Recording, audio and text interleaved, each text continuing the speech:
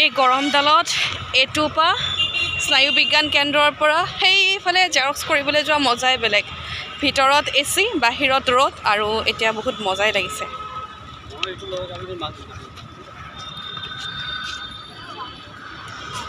Data গতিলে নিবলৈ ওলাইছে আৰু মই ইয়াত জেৰক্স কৰি আনিছোঁ বাহিৰ ভিতৰ হৈ থাকিলে নিজৰে গা অসুস্থ হৈ থাকিব আৰু এতিয়া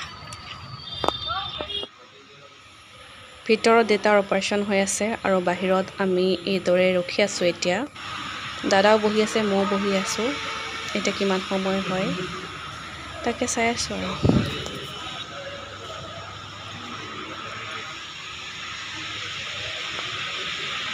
আপোনালোকৰ আশীৰ্বাদত আৰু ভগৱানৰ কৃপাত দেউতাৰ অপাৰেশ্যন হৈ গ'ল এতিয়া ছেমি আইচিউত ভৰ্তি কৰিছে আমি গৈ আছোঁ এতিয়া ছেমি আইচিউলৈ এয়া দেউতা শুৱাই থৈছে ঠিকে আছে দিয়া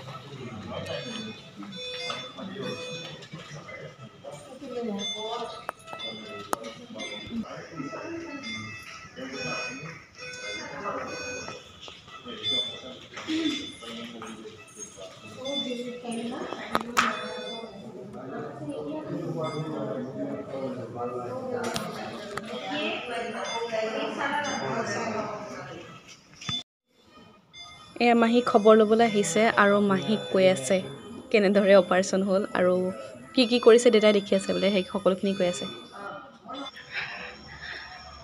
অতিপা উলিয়াই আনিলে আৰু এতিয়া ছেমি আইচিউত ৰাখিছে তাৰপিছত আজি ৰাতিটো অবজাৰ্ভেশ্যনত ৰাখিব তাৰপিছত কাইলৈ হয়তো উলিয়াই দিব আৰু কিমান দূৰ সফল হওঁ নাজানো কিন্তু মানে মনটো ভাল লাগিছে দেউতাৰ যে অপাৰেশ্যনটো ভালে হৈ গ'ল মানে জিঅ'গ্ৰাফিটো যে ভালে হৈ গ'ল আশীৰ্বাদ কৰি যাব আৰু যাতে সুস্থ হৈ উঠিব পাৰে লগ কৰিবৰ কাৰণে অপাৰেশ্যন কৰাৰ পাছত কি দেখিছ ফটো উঠাইছোঁ নেকি ভিডিঅ' কৰিছোঁ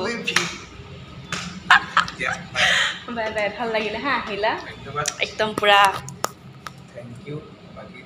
মানে ভাল লাগিলে আহিলে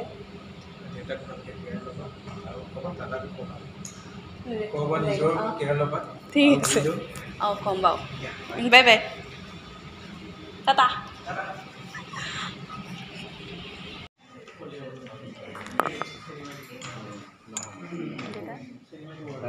তাইক দেখিহে মই ধৰিব পাৰিলোঁ তাইক মই সোমাই আহোঁতেই পালোঁ এয়া হৈছে ৰাজ্যৰ স্বাস্থ্যমন্ত্ৰী কেশৱ মহন্ত ডাঙৰীয়া আৰু আমাৰ কলিয়াবৰ সমষ্টিৰ বিধায়ক তেখেতৰ কাৰণেই অতি সোনকালে আমাৰ দেউতাৰ ট্ৰিটমেণ্টটো আৰম্ভ হ'ল আৰু কম দিনৰ ভিতৰতেই সুস্থ হৈ উঠিছে দেউতা তাৰ বাবে মই কেশৱ মহন্ত ডাঙৰীয়াক বহুতো ধন্যবাদ জ্ঞাপন কৰিছোঁ তেখেতে ইমানখিনি সহায় কৰাৰ বাবে মই তেখেতৰ ওচৰত সদায় চিৰকৃতজ্ঞ হৈ থাকিম বহুত বহুত ধন্যবাদ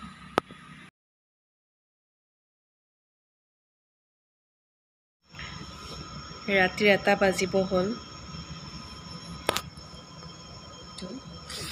1:20 আছে মাত চাত ভাঙি গৈছে পূৰা মানে কিহৰ কাৰণে গোটেই এচিৰ হয় বেছি এচিড থাকিলে মোৰ নাক বন্ধ হৈ যায় আৰু মাতটো অলপ ভাঙি গৈছে আৰু ভালকৈ হোৱা নাইকিয়া প্ৰায় 3 দিন হ'ল বিৰাট চকু মূৰ পূৰা বিষাইছে ইফালৰ পৰা সিফাল এতিয়া ঘূৰি ফুৰিছোঁ কাৰণ দাদা অলপমান শুইছে আৰু দেউতাৰ কিবা পটককৈ লাগিব পাৰে সেইকাৰণে মই আইচিইউ সন্মুখতে বহি আছোঁ চাওঁ কেনেকৈ কৰি পেলাই কটাব পাৰোঁ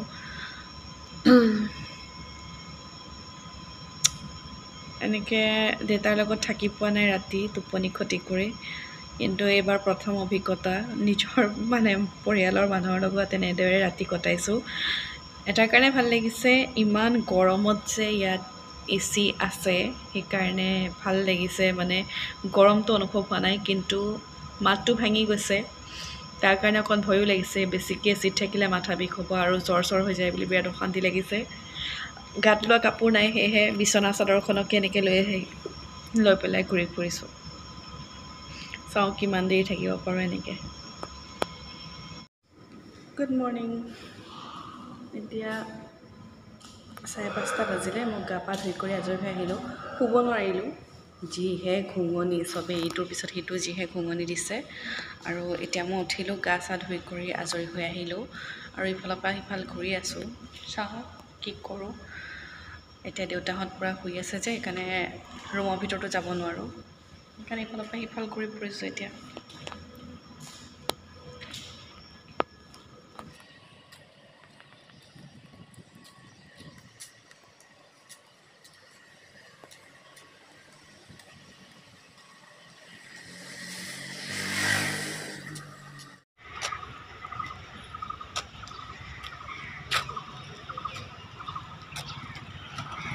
এয়া হৈছে ৰাতিপুৱাৰ পৰিৱেশ। ৰাতিপুৱা চবফালে গেট ছেট চব বন্ধ হৈ থাকে, মেইন গেটবিলাক। ইমাৰ্জেঞ্চি দি ওলাই আহিব লাগে, মই ইমাৰ্জেঞ্চি দি ওলাই আহিছোঁ তলত।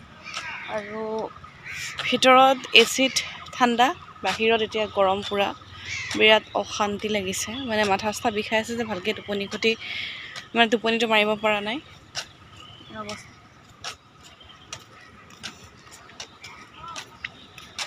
আপোনালোকক এতিয়া মই ৰাতিপুৱাৰ দৃশ্যটো দেখাম, মানে ৰাতিপুৱাৰ পৰিৱেশটো দেখুৱাম। বেক কেমেৰা কৰি দেখাই আছোঁ।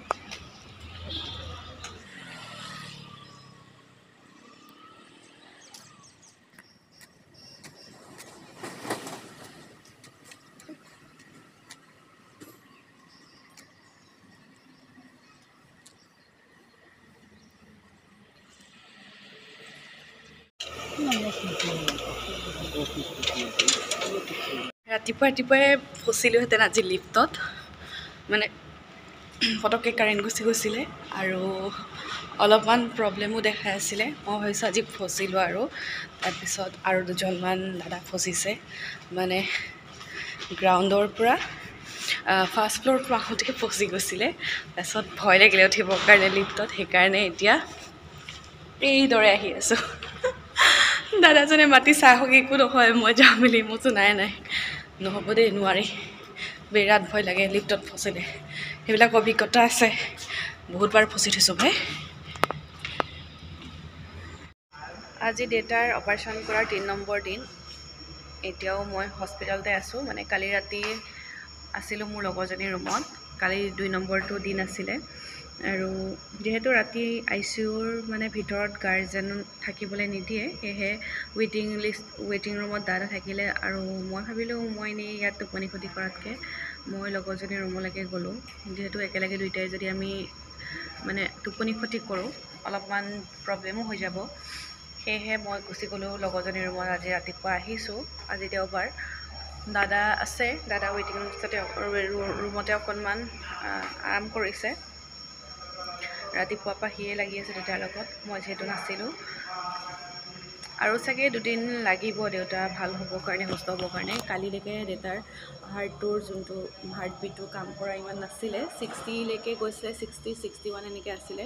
কিন্তু আজি দেউতাৰ হাৰ্টৰ মেচিন কাম কৰিছে, 70লৈকে গৈছে। আৰু চাগে 2 দিনমান সুস্থ হ'বৰ কাৰণে লাগিব। ডক্টৰক সুধিছিলোঁ, যোনটো টেম্পৰাৰী মেচিনটো সেইটো লগাই থোৱাই আছে। আজি যদি 80 ওপৰলৈকে যায় তেতিয়া চাগে খুলি দিব। তাৰপিছত আৰু চাগে 1 বা 2 দিন ৰাখিব, তাৰপিছতহে ৰিলিজ দিব হস্পিটেলৰ পৰা।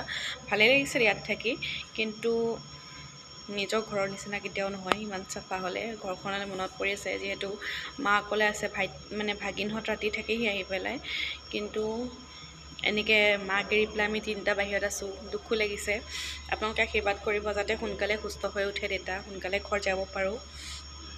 আৰু এটা কথা দুখ লাগিছে, মানে দেউতাই অলপ আগতে মাৰ লগত কথা পাতিছে, মানে দেউতা মানে আমাৰ বহুত মানে ইম'শ্যন, মানে বস্তুটো মানে বহুত মানে দুখ হৈ যায় মানে দেউতাৰ মনটো। মাৰ লগত কথা পাতোঁতে একদম পূৰা চকু পানী ওলাই গৈছে। মই ওচৰতে বহি আছিলোঁ, মই চাব পৰা নাই। মানে আশীৰ্বাদ কৰিব যাতে সোনকালে ভাল হৈ উঠে। এতিয়াওতো বহুতখিনি ভাল হৈছে, তথাপিও আৰু চাগে 2 দিন লাগিব। কি হয় সকলো ভগৱানৰ ওপৰতে দিছোঁ, যাতে সোনকালে দেউতা ভাল হৈ উঠে আৰু আমি ঘৰ যাব পাৰোঁ। আৰু এই ব্লগটো আজি ইমানতে সামৰণি মাৰিছোঁ। পিছৰখিনি দেখুৱাই যাম, কেনেকৈ দেউতা সুস্থ হৈ উঠি আমি ঘৰলৈ গ'লোঁ সেইখিনি আপোনালোকক দেখুৱাই যাম।